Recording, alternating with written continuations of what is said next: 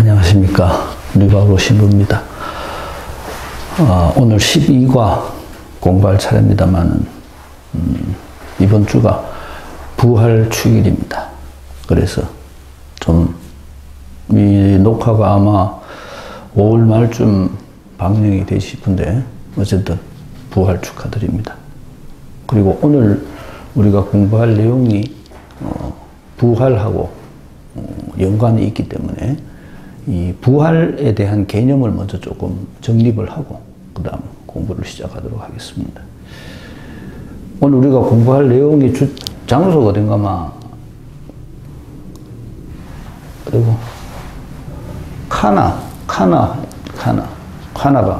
혼인잔치가 벌어졌던 곳이죠. 예수님께서 첫 번째 이적을 보여주신 곳이다.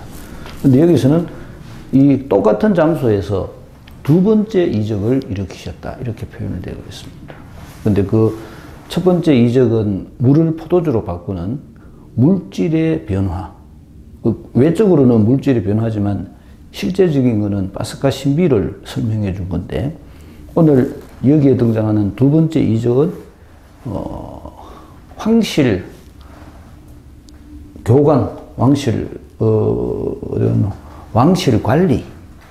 관리의 아들의 병을 낫게 해주는, 외적으로 보이는 눈은 한 아들의 병을 낫게 해주는, 그것도 장소가 다른 곳에 있는, 요즘 말로 하면 원격 진료를 해서 아이의 병을 낫게 해주는 그런 이야기인데 그 이야기 역시 밑바탕의 이면적인 배경은 파스카 신비라는 겁니다.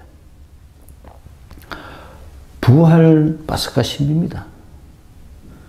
제가 어제 부활절날 남미사 때 강론하면서 어떻게 하면 우리 신자들이 이 부활의 개념을 좀 더 쉽게 알아들을 수 있을까. 그래서 제가 이 부활 계란에 대한 얘기를 했었습니다. 왜 우리가 부활절날 이 계란을 가지고 여러 가지 그런 행사를 하느냐. 왜 계란을 갖고 하겠어요? 우리 신자들은 삶아 몰랐고 뭐 그런 얘기를 하는데, 왜냐하면 계란이 가지고 있는 상징성이 변화입니다. 변화. 노란색의 껍질에 쌓여져 있는 움직이지 않는 원형의 어떤 물질이 시간의 성숙에 따라서 살아있는 움직이는 생명체로 바뀌어 있다는 겁니다. 이게 이 변화거든요. 변화. 움직이지 않는 것이 움직이는 것으로, 죽은 것처럼 보였던 것이 살아있는 것으로 변화되었다는 겁니다. 그 변화가 부활의 의미고 파스카 신비의 의미입니다. 한 인간이 보통 인간은 인간의 욕구에 따라 삽니다. 지 속에 있는 본능적인 욕구, 먹고 싶다, 자고 싶다, 가지고 싶다. 이게 인간이 가지고 있는 근본적인 욕구입니다. 요 인간이 가지고 있는 근본적인 욕구의 모습이 계란의 모습입니다.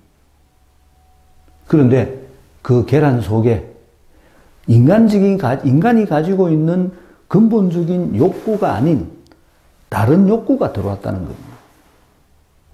다른 욕구가 들어왔다는 겁니다. 이 다른 욕구가 뭔가 하면 예수님의 가르침입니다.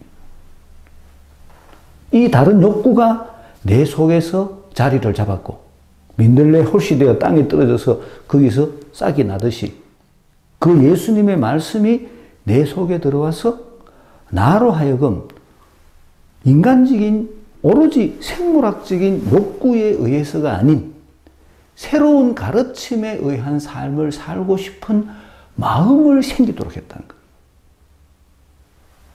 그게 변화입니다. 그게 우리가 지난번 니코데모와의 대화에서 배웠던 영으로 태어나는 겁니다.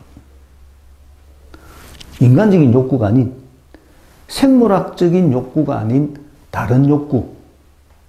어디서 날아왔는지 모르지만 바람처럼 분다 그랬죠? 성령은 바람처럼 분다 그랬잖아요. 어디서 왔는지 모르지만 어디서 날아와서 내 마음속에 깔아앉은 그것이 나를 움직이는, 이게 변화라는 겁니다. 내가 그런 행동을 했다. 여기 부활입니다. 부활이라는 것을 자꾸 우리는 그 귀신이 나타나는 듯한 개념으로 이해를 하는데, 그렇게 이해하면 절대 부활을 알아들을 수가 없습니다. 부활은 내가 영으로 새로 태어나는 겁니다. 오로지 내 본능에 의해서 움직이던 내가 본능이 아닌 다른 어떤 가르침에 의해서 움직이기 시작했다는 겁니다. 그 다른 가르침, 예수님의 가르침에 의해서 내가 움직이기 시작했다는 겁니다. 이렇게 건너갔다는 겁니다. 오로지 내 욕구에 의해서만 움직이던 내가 내 욕구가 아닌 다른 욕구에 의해서 움직이기 시작했다는 겁니다. 이렇게 넘어갔다는 겁니다. 여기 파스카, 그리고 여기 영으로 태어나는 것, 여기 부활입니다. 모든 게 다 붙어 있습니다. 연결되어 있습니다. 그래서 부활이라는 것은 단순히 죽은 사람이 살아나는 것, 아니면 죽었던 예수님이 귀신같이 내한테 오는 것, 이런 개념이 아닌 내가 예수님의 가르침에 의해서 움직일 줄 아는 사람이 되었다는 것. 그렇기 때문에 부활이라는 단어하고 붙어 있는 단어가 사명자각이라는 단어입니다. 예수님께서 내가 이렇게 행동하시기를 바라시는구나. 내가 예수님의 가르침에 따라서 이렇게 행동해야 되겠다. 여기 부활이라는 겁니다. 그렇게 하는 것. 부활을 황당하게 생각하지 마십시오. 부활을 판타지같이 생각하지 마십시오. 부활을 무슨 초능력이 내한테 일어나는 것처럼 기적 같은 것으로 생각하지 마십시오. 부활은 내가 새로 태어나는 겁니다. 그 새로 태어난다는 그 말이 영으로 새로 태어난다는 것. 나를 움직이는 이 생물학적 메커니즘이 아닌 새로운 가르침에 의해서, 예수님의 가르침에 의해서 내가 새로이 태어나는 것. 그리고 그 예수님의 가르침을 실행하는 것. 여기 부활입니다. 이제까지 계란이었던 내가 병아리의 모습을 가지는 것. 거기 부활입니다. 여기 파스카 신부입니다. 누구에 의해서? 예수님에 의해서. 가나의 혼인잔치를 다시 한번 복습을 해야 됩니다. 물독 6개, 물독에 물을 채워라. 퍼서 갖다 줘라. 예수님의 말씀에 의해서 우리들이 포도주가 되는 겁니다. 그렇기 때문에 내가 영으로 태어나기 위해서 내한테는 예수님의 말씀이 필연적으로 있어야 됩니다. 예수님의 말씀이 없는 신앙은, 그것이 비록 예배당에 다니든 성당에 다닌다 하더라도 예수님 말씀이 없는 신앙은 다 엄밀히 따지면 무속입니다. 세상을 위한 신앙입니다. 내 육신의 메커니즘을 위한 신앙, 내 육의 욕구를 위한 신앙, 그거는 전부 다 무속에 속합니다. 그리스도교 신앙은 출발점이 예수님 말씀이어야 됩니다. 내가 예수님의 말씀으로 새로운 가치를 얻고 예수님의 말씀으로 새로운 행동을 하게 되고 예수님의 말씀으로 새 가치관을 가지고 그 가치관에 따라서 살아가는, 여기 부활이라는 거예요. 그렇기 때문에 부활은 내가 죽고 난 후에 이루어지는 일이 아닙니다. 지금 여기서 부활이 이루어집니다. 내가 예수님의 말씀을 받아들이고 예수님의 말씀에 따라서 살면 나는 부활의 삶을 사는 겁니다. 부활절날 두제 독서가 사실은 굉장히 중요한데, 제가 혹시 시간이 있으시면 카페에 들어가셔가지고 부활대 주일날 강론 한번 다시 보시면 도움이 될런가 모르겠습니다만은, 두제 독서에서 콜로사이서의 사도 바오로가 그렇게 말합니다. 우리는 더 이상 밑에 것을 추구하지 말고 위의 것을 추구하십시오. 여러분들의 생명은 저 위에 있기 때문에 그렇습니다. 그 말의 의미가 그겁니다. 내가 예수님으로 인해서 새로 태어났다면 이제부터 내가 가지고 있는 내 가치는 밑에 있는 것이 아니라 내 생물학적 욕구에 의한 것이 아니라 예수님의 가르침에, 영의 이끄심에 의한, 위에 있는 것에 의한 삶이라는 겁니다. 그게 부활입니다. 그래서 우리가 지금 여기서 같이 모여서 예수님의 가르침에 따라서 살아가는 것, 그게 부활이라는 것. 다음 주 부활 둘째 주인데 여러분들이 듣게 됩니다만, 제자들이 유다인이 무서워 다락방에 문을 걸어놓고 잠가 살고 있을 때 오셔서 가운데에 서시며, 부활하신 예수님의 포지션은 항상 가운데입니다. 가운데라는 말의 의미는 공통분모라는 겁니다. 그들의 마음을 움직일 수 있는 공통분모, 그게 예수님의 가르침이라는 거예요. 그들은 예수님의 가르침에 의해서 움직였다는 거예요. 그게 부활입니다. 그렇기 때문에 내가 정말로 성당에 다니는 내가 진정한 믿음을 가진 사람이 되려면 예수님의 부활을 보여주는 사람이 되어야 돼요.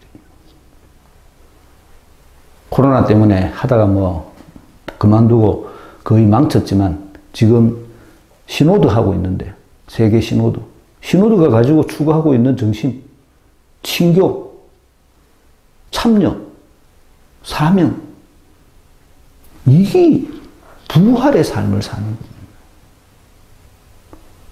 바티칸 공의회의 근본 정신, 같이 모여서 예수님의 가르침에 따라 이 세상에 예수님께서 우리와 함께 계시다는 것을 보여줍니다. 이게 성당이 해야 될 일이라는 거예요. 그 모든 것이 부활하고 연결되어 있습니다. 그렇기 때문에 신앙인의 삶은, 신앙인의 삶 자체가 부활의 삶입니다. 내가 세례를 받고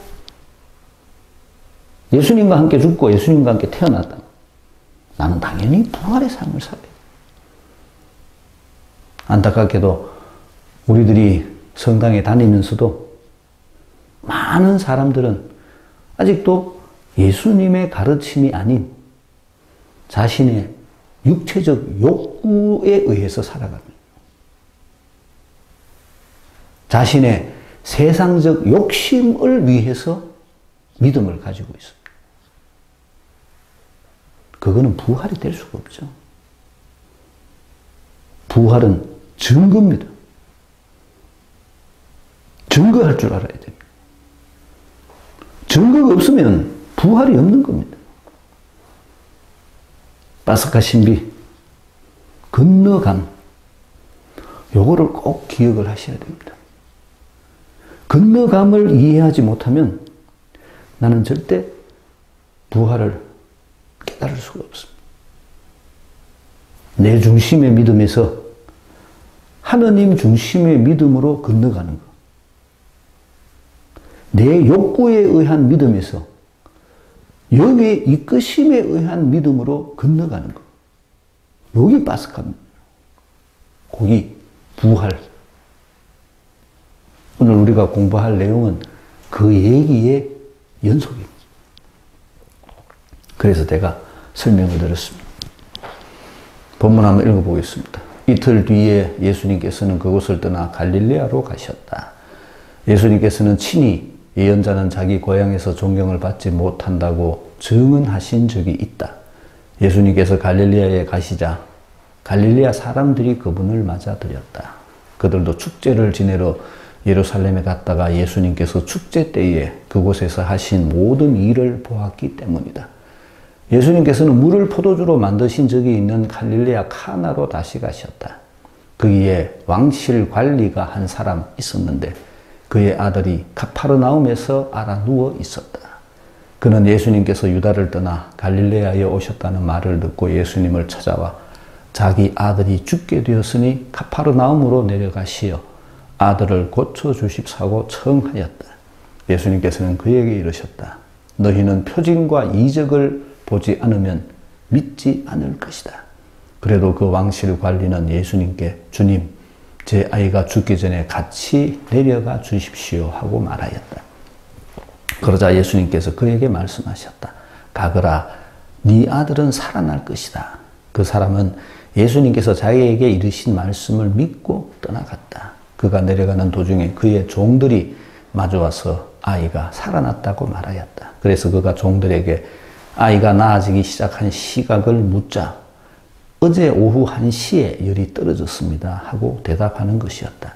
그 아버지는 바로 그 시간에 예수님께서 자기에게 네 아들은 살아날 것이다 하고 말씀하신 것을 알았다. 그리하여 그와 그의 온 집안이 믿게 되었다. 이렇게 예수님께서는 유다를 떠나 갈릴레아로 가시어 두 번째 표징을 일으키셨다.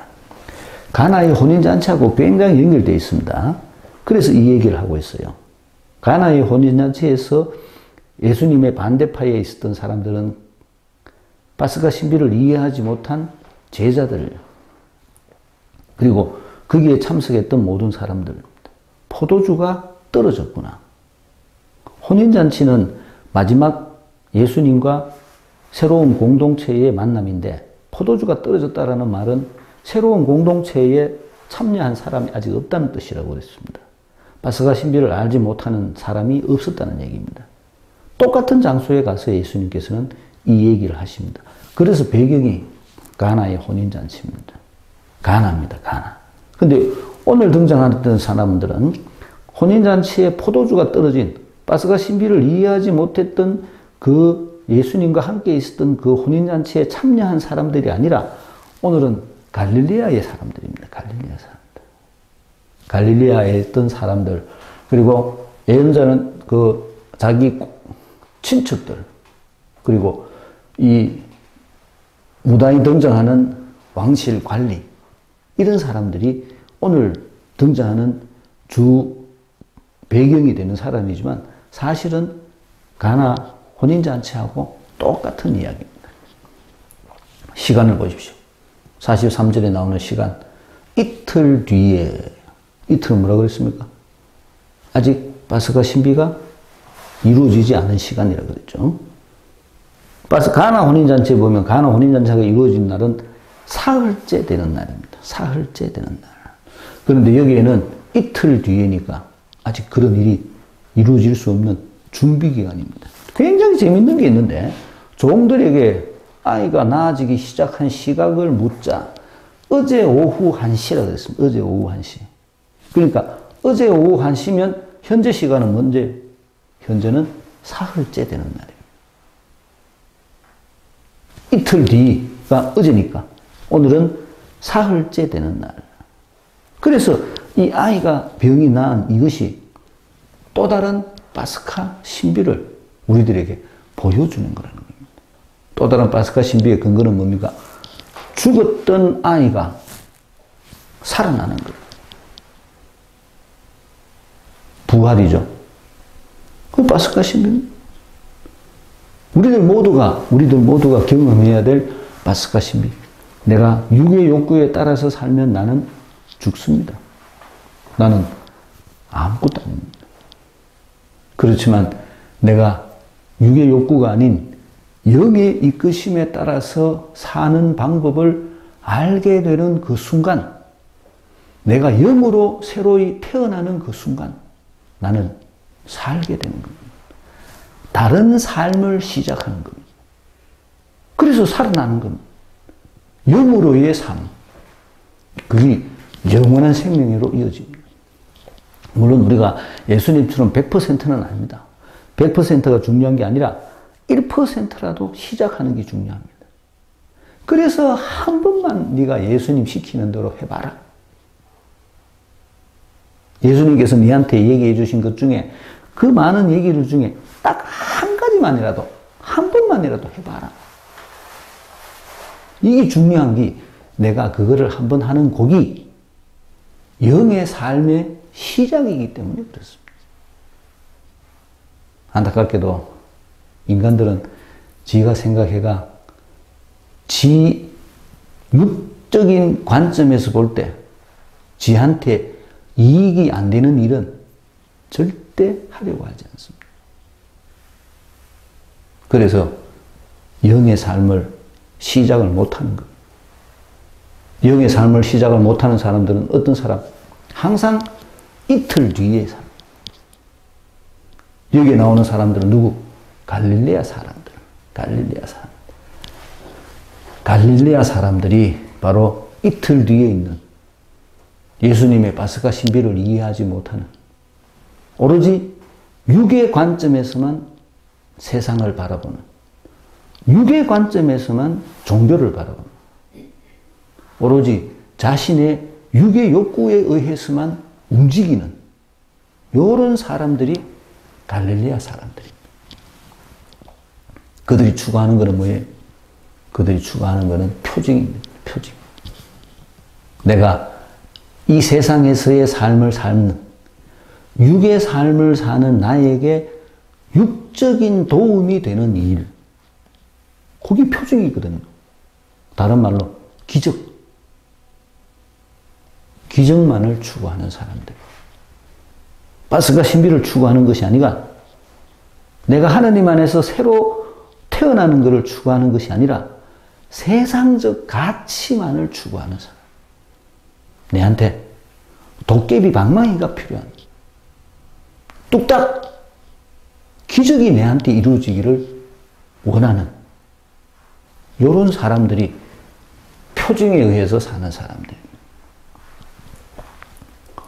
그래서 등장하는 사람이 왕실 관리. 이 사람은 어떤 사람? 이제 파스카 신비회로 건너가는 사람입니다. 뭐를 통해서? 예수님의 말씀을 통해서. 제가 그 얘기를 참 많이 했는데도 우리 신자들은 이해를 못 하는데 내가 진짜 기적을 원한다면 예수님 말씀을 들어야 됩니다. 예수님께서 시키는 대로 하면 기적이 일어납니다. 물독에 물을 부어라. 퍼서 갖다 줘라. 기적이 일어나잖아요. 네 안은 나을 것이다. 가라. 기적이 일어나잖아요. 하면 될 낀데 안 합니다. 왜? 지 생각에 안 된다고 생각합니다. 그러니 믿음이 없는 겁니다. 그러니 영의 세계에 발을 들여놓지 못하고 예수님의 말씀이 지한테 기적을 가져다 주지 못합니다. 근데 인간은 지가 굉장히 똑똑하다고 생각합니다. 지가 진짜 똑똑하다고 생각합니다. 내가 보기에는 정말 바본데 해보면 될 낀데 안 하면서 하느님한테 기도는 죽 잡고 하는 아이고 참 어리석은 인간이. 어쨌든 간에 그렇다는 겁니다. 이 갈릴레아 가나가 어떤 장소인지를 분명하게 말합니다. 물을 포도주로 만드신 물을 포도주로 만들었다는 이 얘기가 그 파스카 신비를 보여주셨다는 얘기입니다. 파스카 신비를 미리 앞당겨서 보여주셨던 그 장소이기 때문에 카나이기 때문에 이 카나에서 이루어지는 일은 똑같이 물이 포도주로 바뀌는 일입니다. 똑같은 일이. 근데 그 일이 누구한테서 일어나는가 하면 이 왕실 관리의 아들에게서 일어납니다. 죽어가는 아들이, 육적으로 죽어가는 아들이 영으로 다시 태어난다는 거예요. 그렇게 죽어간다는 것도 이 사실은 영이 없는 상태니까 죽었죠. 영이 없는 상태이기 죽을 겁니다. 근데 그런 죽은 아들이 영이 태어난다는 겁니다. 영으로 태어난다는 겁니다. 근데 어떻게 말하면 이 아들이 또한 왕실 관리 자신을 상징하기도 합니다. 우리가 보기에는 전혀 다른 사람인 것처럼 얘기가 되지만 실제적으로는 내가 영의 삶을 살기 시작했던 그 근거는 누군가 하면 왕실 관리입니다. 아들을 통해서 왕실 관리가 믿음을 갖게 되고 그 왕실 관리가 파스카 신비에 참여하게 된다는 이야기입니다. 이 얘기의 배경이 되는 게 마테오 복음에 나오는 백인대장 이야기입니다. 생각나시는지 모르겠습니다만 오늘 문제풀이 할 때 나옵니다만 백인대장 얘기가 백인대장이 예수님한테 와서 얘기를 합니다. 제 종이 아픕니다. 제 종을 낫게 해주십시오. 예수님께서 가자 따라가려고 그러죠. 백인대장이 말합니다. 오실 필요 없습니다. 나도 내 밑에 쫄병이 있어가 가락하면 가고 오락하면 옵니다. 나아라 말만 하십시오. 예수님께서 그 백인대장에게 네 같은 믿음을 내가 본 적이 없다. 백인대장은 이방인입니다. 이방인. 유다인이 아니고. 그러고 보면 사실은 유다인들보다도 이방인들이 믿음을 갖는 게 예수님의 말씀을 듣는 게 훨씬 더 수월했을지도 몰라요. 왜냐하면 유다인들은 유다인들이 가지고 있는 그 편견, 나는 내가 믿음이 좋은 사람이라는 잘못된 인식이 예수님의 말씀을 더 못 믿게 합니다. 성당을 다니는 사람들도 마찬가지입니다. 뒷단은 열심히 하다 하는 사람들 절대 말 안 듣습니다. 지 맘대로 하지. 예수님 말씀 안 듣습니다. 지가 하던 대로 하지. 지 하던 대로. 지가 이때까지 해왔던 대로. 지 생각에, 세상적인 생각에, 육적인 생각에 지가 그게 그렇게 하는 게 하나님한테 정성을 들이는 일이라고 생각하는 바보같이. 그래서 지 하던 대로만 합니다. 예수님 말 들으라. 절대 안 듣습니다. 어디가 희한한 것만 배워와가 그것만 하라고 합니다. 똑같은 이야기. 백인대장의 믿음. 그 백인대장의 믿음이 이 왕실 관리에게 그대로 투영이 되는 겁니다. 백인대장은 자기 종을 낫게 해달라 그랬는데 왕실 관리는 종이 아닌 자기 아들입니다. 실제적인 것은 종이건 아들이건 그 사람이 중요한 것이 아니라 실제적인 타겟은 백인대장이고 왕실 관리입니다. 예수님의 말씀이 나에게 새로운 생명을 가져다 줬다. 요거를 깨달았다는 겁니다. 파스카 신비를 깨친 사람은 사실은 아들이라기보다는 왕실 관리라는 왕실 관리의 믿음. 여기서 보면 조금 여기서는 믿음이 없는 사람처럼 나옵니다. 왕실 관리가 좀 이따 보게 됩니다만 믿음이 없는 사람처럼 나오지만 백인대장은 확고하게 얘기합니다. 오실 필요 없습니다. 말씀만 하십시오. 그게 파스카 신비를 깨달은 사람이 가지고 있는 믿음이라는 겁니다. 말씀에 대한 확신. 그 얘기를 하는 겁니다. 여기서는 장소가 카나인데 아들이 있는 곳은 가파르나움입니다. 아마 이 공관복음의 영향 때문에 그럴 것이다. 이렇게 추측을 하는데 왜 그런가 하면 예수님께서 공생활을 시작하면서 제일 먼저 공생활을 시작했던 장소가 가파르나움입니다. 가파르나움은 시몬 베드로의 집이 있는 시몬 베드로의 장모가 사는 곳이 가파르나움. 옛날에 제가 마르고복음 할 때 마르고복음 1장에 나옵니다. 마르고복음 1장에 나오는데 그때는 처가살이 많이 했다고 제가 말씀을 드렸죠. 그렇기 때문에 시몬 장모의 집이 나오고 예수님께서 제일 먼저 가파르나움에서 복음을 전파하시면서 당신의 복음 전파의 결과로 많은 사람들이 병이 낫게 되느니 그들이 복음을 받아들임으로써 더러운 영이 떠나고 자기들이 새로운 삶으로 태어나는 파스카 신비를 경험하게 되는 그런 삶을 살게 된 첫 번째 장소가 가파르나움입니다. 그래서 요한복음의 저자도 그 가파르나움의 중요성을 알기 때문에 이 가파르나움이라는 얘기를 자주 합니다. 다음에 보게 됩니다만은 빵을 많게 하신 기죠. 빵에 대한 담화를 하신 것도 가파르나움이라고 기록을 하고 있습니다. 요한복음의 주된 무대는 뭐 예루살렘인데, 예루살렘이 아닌 많은 경우의 얘기가 가파르나움에서 이루어집니다. 아마 그것이 공관복음의 영향일 것이다. 공관복음은 주된 무대가 가파르나움입니다. 그래서 가나의 혼인잔치에 계시면서 가나의 혼인잔치라는 이 장소를 이야기하면서 파스카 신비에 대한 암시를 보내줌과 동시에 이 실제적인 장소가 이루어진 카파르나움이라는 것을 등장시키면서 예수님의 주된 활동 무대, 그 속에서 이 파스카 신비가 이루어졌다는 것을 우리들에게 설명해 주려고 하는 겁니다. 두 가지를 한목에 설명해 주려고 합니다. 그러니까 어떻게 되세요? 원격 진료를 하게 됩니다. 인간은 육신을 가지고 있고 공간 속에 살기 때문에 원격 진료지만 하느님에게는 공간과 시간이 없는 상태거든요. 그렇기 때문에 하느님에게는 원격이 없습니다. 하느님은 여기도 계시고 저기도 계시고 하느님의 말씀은 여기도 있고 저기도 있고 하느님의 말씀은 온 세상 속에 다 어디나 있습니다. 어느 시간 속에나 다 있습니다. 하느님의 말씀이 없었던 시간은 한 번도 없습니다. 그렇기 때문에 하느님은 항상 현재입니다. 현재.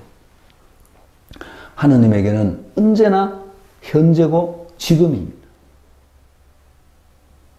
그게 하느님의 시간 개념입니다. 우리들의 개념하고 다릅니다. 그래서 하느님에게는 이 카나와 카파르나움이 실제적으로는 아무 문제가 되지 않습니다. 중요한 것은 뭡니까? 복음을 받아들여서 그가 파스카 신비를 경험하게 되는 것. 그게 중요하다는 겁니다. 핵심은 예수님의 말씀을 받아들이는 겁니다. 믿음은 받아들이는 겁니다. 비는 게 아닙니다. 빌려고 하지 마십시오. 받아들이십시오. 그거를 내 기준으로 삼아야 됩니다. 그래야 파스카 신비를 경험할 수 있습니다.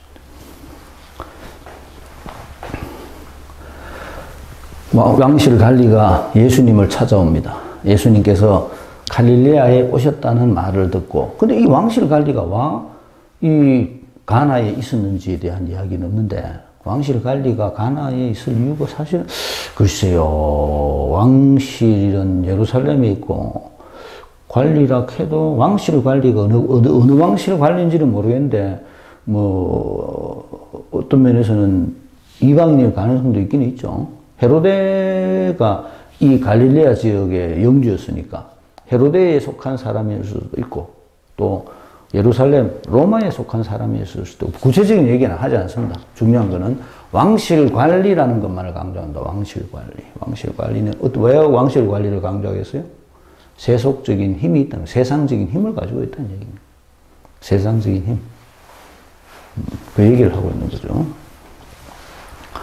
그래서 예수님께서 오셨다는 말씀을 듣고 예수님을 찾아와, 어떻게 예수님을 또 예수님에 대한 소문을 어떻게 들었던 모양이죠.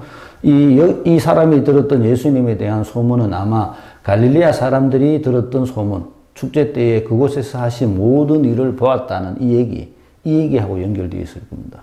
축제 때에 예루살렘에서 하셨던 이 일은 뭔가 하면 성전 정화 사건입니다. 사실은 아직은 여기가 4장 첫 부분에 나오는 이야기이기 때문에 이 사람들이 본 거는 성전 정화밖에 없습니다. 그리고 찾아와서 합니다. 자기 아들이 죽게 되었으니 가파르나움으로 내려가시어 아들을 고쳐주십사고 청하였다. 이 사람이 이 왕실 관리가 믿음이 없는 상태라는 것을 드러내주는 표시입니다. 뭐라고 얘기합니까? 가파르나움으로 내려가시오. 가파르나움은 갈릴리 호수 가에 있고 카나는 저 위에 산 꼭대기에 있습니다. 나자렛이 산 위에 있거든요. 나자렛 옆에 있는 동네가 카나이기 때문에 거기는 산악지대입니다. 그래서 내려가시오. 내려가시오라는 단어가 또 다른 의미도 가지고 있습니다. 아까 요한복음이 말하고 있는 하강 상승 그리스도인이라고 그랬죠. 그래서 하강입니다. 하강. 내려가시어 아들을 고쳐 주십사고 청하였다. 인간의 생각이죠. 왜 됩니까? 같이 가야 됩니다. 인간은 눈에 보이는 것을 원합니다. 내하고 같이 동행해서 그곳에 가야 일이 이루어진다고 생각합니다. 말씀은 동행할 필요가 없습니다. 어디나 말씀이 있습니다. 우리 신자들도 가지고 있는 어떤 면에서는 조금 잘못된, 제가 전에 그래 한 말씀을 한번 드렸는데, 이 세상 어디에도 그 자체로 거룩한 곳은 없습니다. 자꾸 어디 가면 용하다, 어디 가면 요염 있다, 이런 거 좀, 그런 건 없습니다. 인간적인 생각입니다. 근데 어쨌든 간에 이 사람은 아직 믿음이 없는 상태이기 때문에 우리 집에 가자 이렇게 얘기합니다. 아들 만나러 가자 얘기죠. 예수님께서 단호하게 얘기하죠. 예수께서 너희는 아직도 믿음이 부족한 상태다. 믿음이 부족한 상태, 이튿날이니까 이틀 뒤에 아직도 믿음이 부족한 상태입니다. 표징과 이적을 보지 않으면 믿지 않을 것이다. 표징과 이적이라는 것이 우리들에게 믿음의 길로 인도해주는 이 안내문은 될 수 있지만 표징과 이적이 내한테 믿음을 주는 것은 아닙니다. 그렇기 때문에 내가 믿음을 갖기 위해서는 표징과 이적이 꼭 필요한 게 아닙니다. 믿음을 갖기 위해서 진짜 필요한 것은 예수님의 말씀을 받아들이려는 열린 마음, 그것만 있으면 됩니다. 그렇지만 안타깝게도 사람들은 표징과 이적을 원한다는 거죠. 그래도 그 왕실 관리가 다시 똑같은 얘기를 합니다. 아이가 죽기 전에 같이 내려가 주십시오. 이 사람에게는 공간적인 현존이 중요합니다. 똑같은 얘기 또 나오죠. 어디서 나옵니까? 나중에 보시면 요한복음 11장, 12장 나자로 얘기에 똑같은 얘기가 나옵니다. 예수님께서는 일부러 나자로가 죽을 때까지 베타니아에 안 가시고 머물러 계십니다. 마르타가 얘기하죠. 주님께서 여기에 계셨더라면 제 아우는 죽지 않았을 것입니다. 공간적 현존은 중요하지 않습니다. 실제 중요한 것은 위격적 현존입니다. 위격적 현존. 그 위격적 현존은 말씀으로 이루어집니다. 말씀으로 이루어진 위격적 현존, 거기 부활입니다. 어려운 얘기인데 사실은 같은 얘기입니다. 한번 생각해 보십시오. 예수님께서 말씀하십니다. 가거라, 네 아들은 살아날 것이다. 물을 항아리에 부어라. 똑같은 얘기입니다. 핵심은 뭡니까? 가거라. 가거라. 네 아들은 살아날 것이다. 예수님께서 원하는 것은 뭐예요? 당신의 말씀에 대한 확신입니다. 그게 파스카의 삶을 가능하도록 하기 때문에 그렇습니다. 영의 삶을 만들어주는 것은 예수님 말씀에 대한 확신입니다. 그게 믿음입니다. 믿음. 믿는다는 것은 내가 예수님 말씀을 받아들인다는 뜻입니다. 이 사람은 아직 믿음이 없었습니다. 믿음이 없었지만 그래도 예수님께서 자기에게 이르신 말씀을 믿고 떠나갔다. 믿고 떠나갔다. 이제 슬슬 예수님에 대한 믿음이 생기기 시작하는 거죠. 믿고 떠나갔다. 냉정하게 얘기해 보십시오. 인간적인 관점에서 얘기해 볼 때 우리 아가 아픈데, 우리 아가 정말로. 근데 가거라, 네 아들은 살아날 것이다. 이렇게 하면 믿겠어요? 어려운 얘기입니다. 소금 뿌릴 겁니다. 그게 믿음이라는 겁니다. 내가 예수님의 말씀을 얼마나 확신하느냐. 그게 영의 삶의 시작입니다. 파스카의 시작, 부활의 시작, 다 똑같은 얘기입니다. 그런데 그는 믿고 말씀을 믿고 떠나갔다. 믿고 떠나갔다를 왜 자꾸 강조하는가 하면 믿었기 때문에 아들이 살아난 겁니다. 그렇기 때문에 믿고 떠나갔다는 걸 강조하는 거예요. 만약에 가거라, 네 아들은 살아날 것이다. 그 사람은 예수님께서 자기에게 이르신 말씀을 믿지 않고 가지 않았다. 내지는 믿지 않고 떠나갔다. 이래 돼서 어떻게 되겠어요? 살아났을 거예요? 안 살아나죠. 예수님의 말씀을 믿지 않고서는 파스카 신비를 깨달을 수가 없습니다. 그가 내려가는 도중에 그의 종들이 마주와서 아이가 살아났다고 말하였다. 살아났다. 그러니까 벌써 죽었다는 소리죠. 여기서 뭐라고 했습니까? 죽게 되었으니 라고 말했는데 여기서는 벌써 아가 죽었습니다. 그래서 살아났다고 말합니다. 영의 부활입니다. 그래서 그가 종들에게 나아지기 시작한 시간을 묻자. 어제 오후 1시. 1시라는 시간은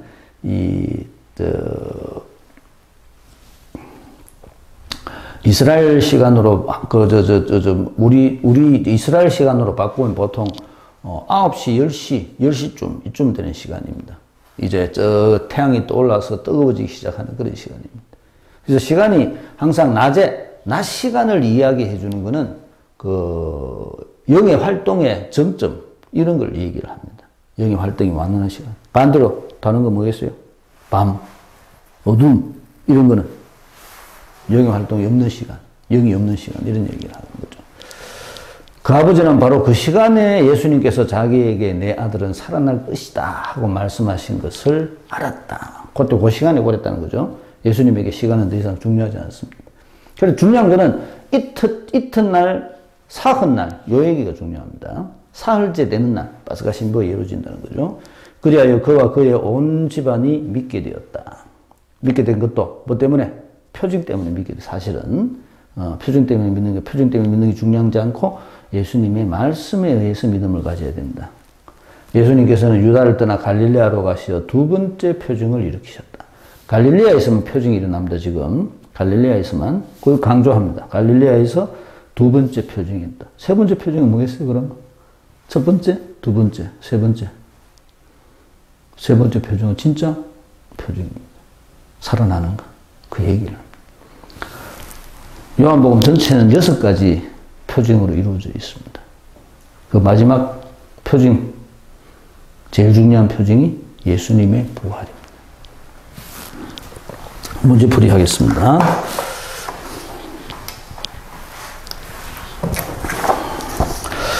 시비가 왕실 관리의 아들을 살리시다. 4장 43절에서 54절.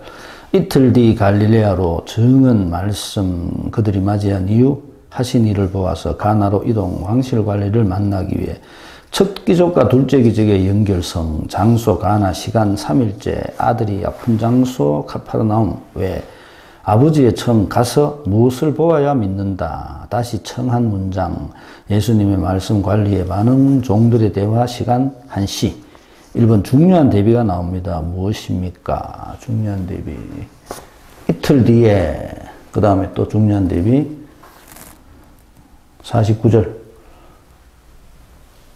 내려가 주십시오. 제 아이가 죽기 전에 내려가 주십시오. 그런 이야기들을 합니다. 이번 첫 번째 표징과 두 번째 표징 사이에 다른 점, 장소가 달랐죠. 두 번째 표징은 실제적으로 일어난 곳은 카파르나움입니다. 그리고 인물도 다릅니다. 그리고 배경도 다릅니다. 그렇지만 사실은 같은 이야기를 하고 있습니다. 무슨 얘기? 파스카 신비에 대한 설명입니다. 3번 고향 사람들은 예수님을 믿지 않았습니다. 본문 속에서 근거를 찾아봅시다. 고향 사람들을 믿지 않은 이유는 그곳에서 하신 모든 일을 보았기 때문에. 근데 사실께서는 자기 고향에서 존경을 받지 못한다고 증언한 적이 있다. 존경받지 못하는 이유. 그것이 고향 사람들이 믿지 않는 이유입니다. 갈릴레아 사람들이 예수님을 맞이한 이유는 무엇입니까? 표징을 보았기 때문에 그랬다 얘기죠. 5번 여기에 등장하는 왕실 관리의 역할은 무엇일까요? 마태복음에 나오는 이야기 아까 제가 말씀드렸던 백인대장하고 같은 역할입니다. 백인대장과 같은 자기 믿음을 테스트하는 거죠. 실제적인 파스카 신비를 위해서 내가 예수님의 말씀을 어떻게 받아들이는 것이 중요한가라는 걸 보여주는 중간 매개체 역할을 합니다. 6번 두 장소는 상당히 떨어진 곳입니다. 지도에서 그 거리를 찾아봅시다. 성경에 보면 지도 나옵니다. 한번 보세요. 거리가 굉장히 많이 떨어졌습니다. 7번 왕실 관리의 바람과 예수님의 말씀 사이의 대비를 찾아보십시오. 뭐라고 그랬죠? 왕실 관리는 가자 그랬죠. 같이 가서 우리 아를 낫게 해 주십시오라고 했고 예수님은 가거라. 네 아가 낫는다 이렇게 했습니다. 지금도 마찬가지입니다. 지금도 지금도 우리들이 파스카 신비를 원한다면 예수님을 초대할 것이 아니라 예수님 보고 자꾸 가자고 말할 것이 아니라 예수님의 말씀을 받아들여야 됩니다. 그게 핵심입니다. 8번 갈릴리아 사람들과 왕실 관리의 차이점은 무엇일까요? 갈릴리아 사람들은 표징만을 원했고 예수님 말씀을 믿지 않았지만 왕실 관리는 예수님의 말씀을 믿고 떠나갔다. 이렇게 되어 있습니다. 행동했습니다. 9번 표징과 말씀의 연관성에 대해 정리하고 생각해 봅시다. 표징과 말씀의 연관성. 내가 말씀을 받아들이고 실행해야 표징이 일어납니다. 그런데 보통 사람들은 내가 말씀을 받아들이고 실행할 생각은 안 하고 표징만을 추구하는 겁니다. 그래서 말씀과 표징이 전혀 달라지는 겁니다. 10번 전 본문에 등장하는 시간을 살펴봅시다. 시간이 이틀 뒤 그리고 어제 오후 1시 이렇게 되어 있죠. 셋째 3일째 되는 날, 3일째 되는 날입니다. 예수님의 파스카 신비는 항상 3일째 되는 날 이루어집니다. 요한복음 전체가 영으로 태어나는 것, 파스카 신비에 대한 이야기라는 것을 다시 한번 상기시키면서 부활절과 연결시켜서 파스카 신비, 영의 부활, 영의 탄생, 영의 삶 이런 것들을 한번 정리해 봤으면 좋겠습니다. 마치겠습니다. 안녕히 계십시오.